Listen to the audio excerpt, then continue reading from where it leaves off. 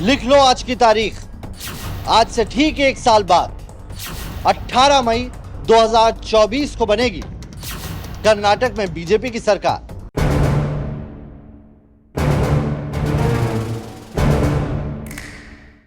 यह भविष्यवाणी नहीं, कर्मा है। कांग्रेस की एक गलती, डूबेगा कर्नाटक। बीजेपी बनाएगी सरकार। सिद्धारमैया को सीएम बनाना राजधर्म नहीं, अपराध।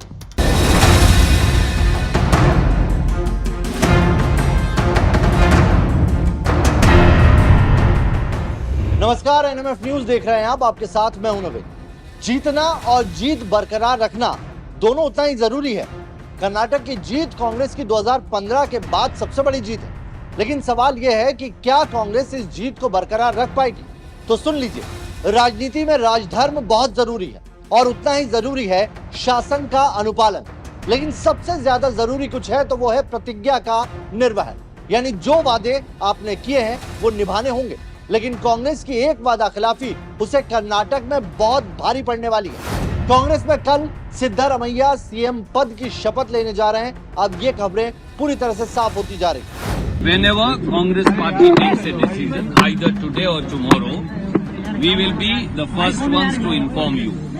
So stop showing fake cards, stop announcing fake dates, and stop listening to rumors being planted by Bharatiya Janata Party, which is frustrated by decisive defeat in Karnataka and mandate given by 6.5 crore Kannadigas to the Congress party.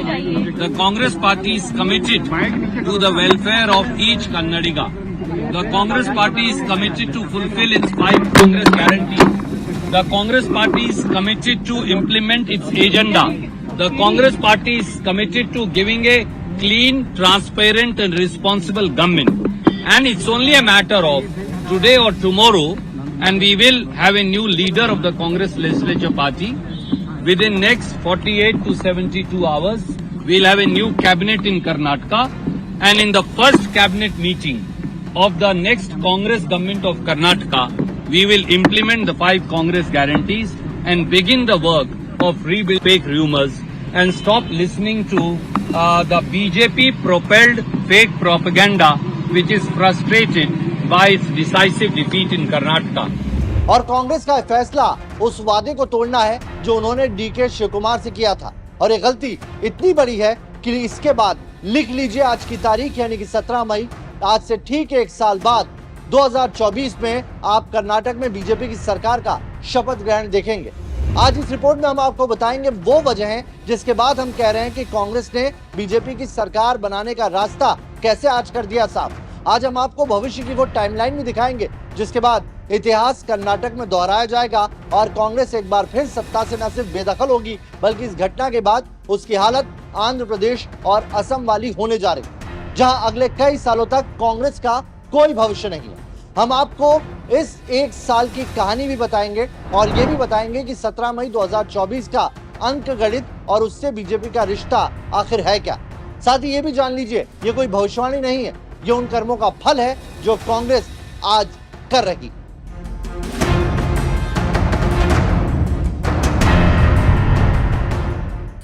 Congress भूल गई DK Shivkumar से किया वादा। कर्नाटक में कांग्रेस की इस जीत का श्रेय किसी नेता को जाता है तो वो है डीके शिवकुमार। डीके कांग्रेस के वो नेता हैं जिन्हें पहले राजस्थान, फिर मध्य प्रदेश और फिर महाराष्ट्र के विधायकों की किलेबंदी का खमियाजा तक झेलना पड़ा है। डीके शिवकुमार पर कई जांचें बैठाई गई, कई एजेंसी जिनमें ईडी, सीबीआई तक से उन्होंने सामना किया, लेकिन वो डटे रहे। यही नहीं, डीके शिवकुमार तकरीबन 18 महीने तक जेल में भी रहे, लेकिन फिर भी टूटे नहीं। ये कट्टर कांग्रेसी नेता हर पल कांग्रेस का दामन थाम के चलता रहा।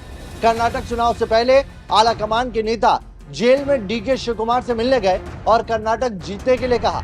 आला कमान जानता था कि बगैर डीके के जीत संभव नहीं है।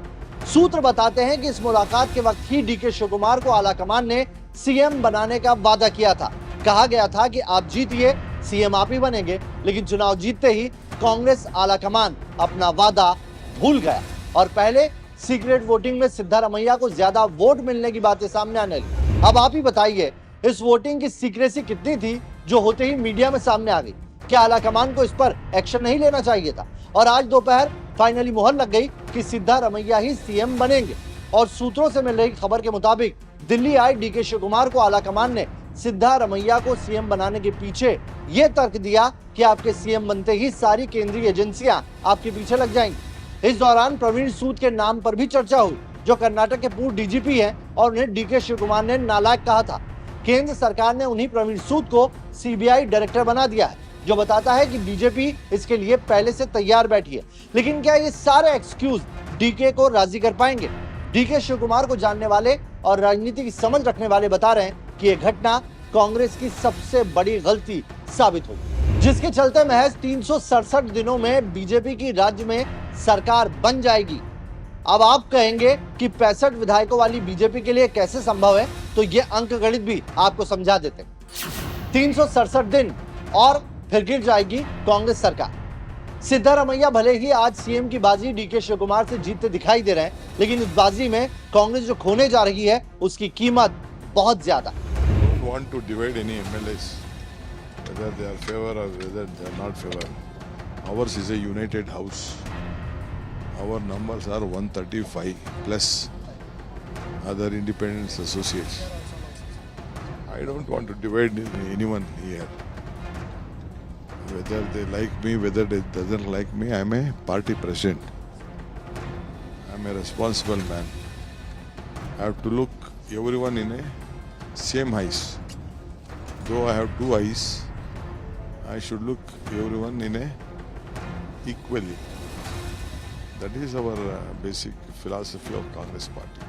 You did not cross your party lines at any cost of time. This is the final task. What is your opinion? I will not do. Why should I do?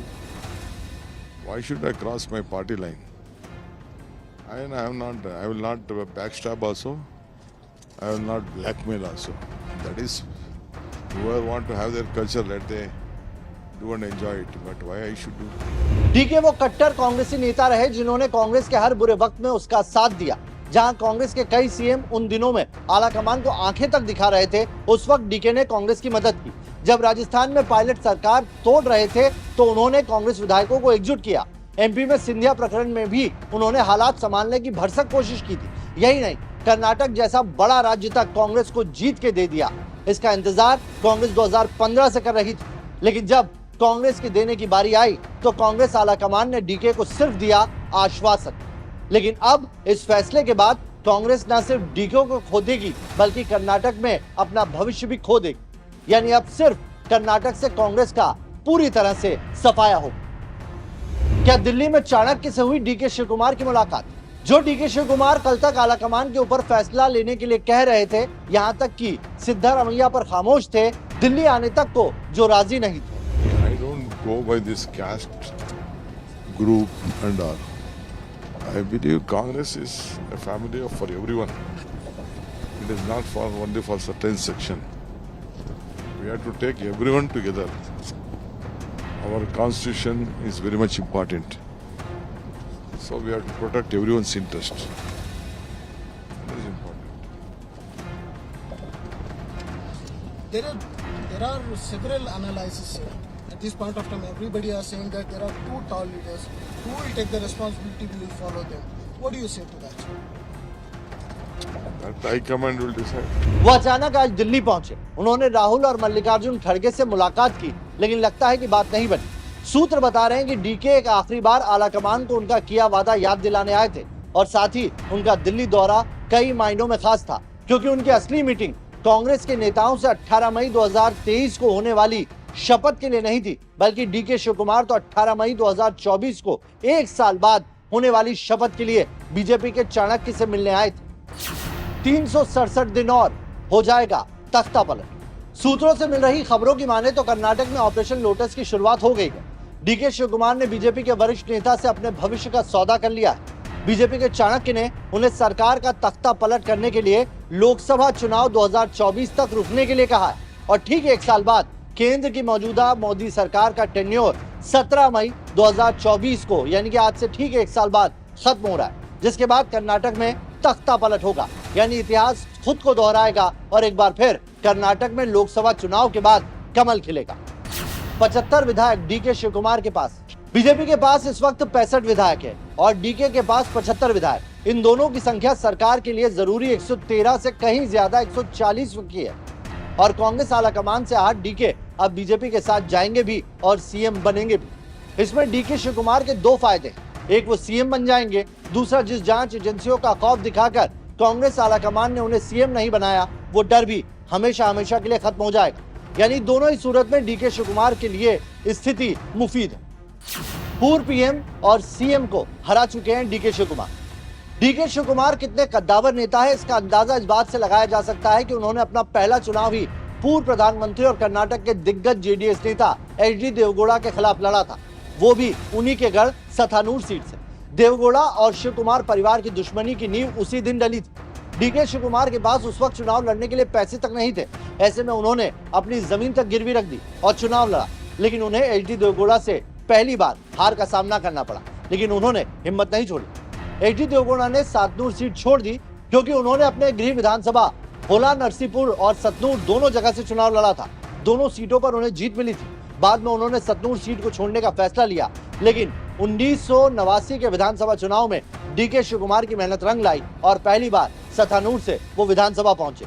वहीं 1994 में कांग्रेस ने डीके शिव कुमार को ticket नहीं दिया तो वो निर्दलीय चुनाव मैदान में उतर गए। इस बार उन्होंने इतिहास रच दिया और मजबूत देवगौड़ा को हरा डाला। 1999 में उन्होंने इसी सीट पर एचडी देवगौड़ा के बेटे एचडी कुमार स्वामी को भी हार का स्वाद चखाया। कुमार स्वामी के चुनाव हारने के बाद दोनों गुटों की रंजिश चरम पर थी। राज्य की सियासत में डीके शिव कुमार का कद अब बढ़ चुका था।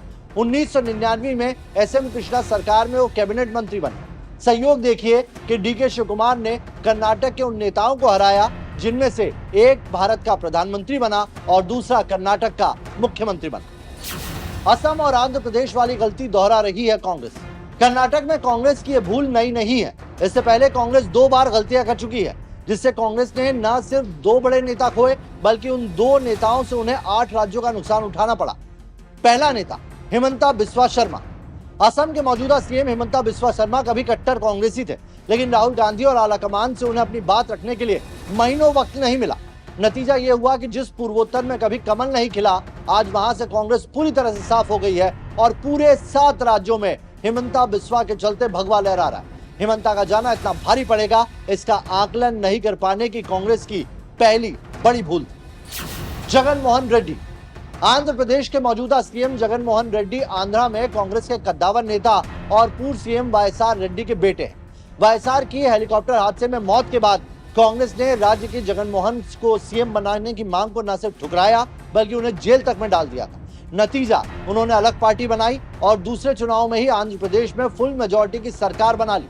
उनकी पार्टी वाईएसआर कांग्रेस आज आंध्र प्रदेश में सरकार चला रही है और पूरे राज्य से कांग्रेस का पूरी तरह से सफाया हो चुका है। कर्नाटक में भी कांग्रेस वही गलती दोहरा रही है जिसका खमियाजा उन्हें सिर्फ डीके नहीं कर्नाटक खोकर चुकाना होगा।